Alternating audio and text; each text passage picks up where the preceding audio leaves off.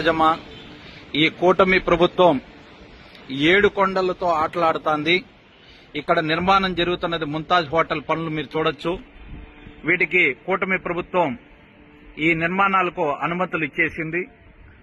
ఇది చాలా దారుణమైనటువంటి సంఘటన. ఒక పక్కన కూటమిలో బీజేపీ ఉండి కూడా ఏమీ చేయలేని పరిస్థితి, లేదా బీజేపీ కూడా సపోర్టా? సనాతన ధర్మాన్ని కాపాడతానని చెప్పిన పవన్ కళ్యాణ్ గారు అక్కడ చూడండి కనిపిస్తోంది ఏమిటో. 7 కొండలు, శేషాద్రి పర్వతం మీద వెంకటేశ్వర స్వామి ఒక ముఖము చూడవచ్చు. అక్కడ దాని కిందనే ఇక్కడ బార్ అండ్ రెస్టారెంట్లు, పబ్లు, స్పా సెంటర్, రకరకాల అసాంఘిక కార్యక్రమాలకు రేపు అడ్డాగా మారిపోతుంది. రేపు ఇక్కడ ముస్లింలు వచ్చి ఇక్కడ ప్రార్థనలు చేయొచ్చు, క్రైస్తవులు వచ్చి ప్రార్థనలు చేయొచ్చు, ఎవరైనా చేసుకోవచ్చు రేపు. ఎందుకంటే అది ప్రైవేట్ హోటల్ అంటారు. రేపు ఇలాంటివన్నీ ఇక్కడ రేపు 7 కొండల కింద జరుగుతుందన్నమాట.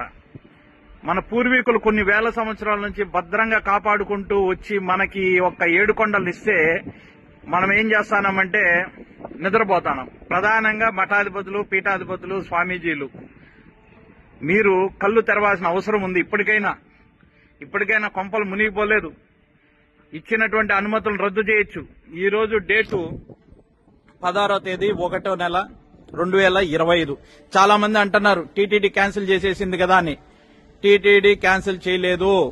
పనులు చూడండి జరుగుతున్నాయి, వర్కర్స్ పనులు చేస్తున్నారు. ఈ ఒక్క ముంతాజ్ హోటల్ కు కూటమి ప్రభుత్వం అనుమతులు ఇచ్చేసింది. కట్టుకోవడానికి హిందువులకి వెన్నుపోటు పొడిచింది, హిందువులకి నమ్మక ద్రోహం చేస్తున్నది. 7 కొండలతో దయచేసి ఆటలు ఆడొద్దండి, 7 కొండలతో పెట్టుకోవద్దండి. కూటమి ప్రభుత్వానికి మేము విజ్ఞప్తి చేస్తున్నాము. అయ్యా పవన్ కళ్యాణ్ గారు, టూరిజం మీదే, ఈ భూమి మీదే, మీ శాఖదే, మీ మినిస్ట్రీదే. అయ్యా కళ్ళు తెరవండి. ఇప్పటికైనా నిద్రపోతున్న ఓ హిందూ సమాజమా, రేపు భవిష్యత్ అనేది ఒకటి ఉంది.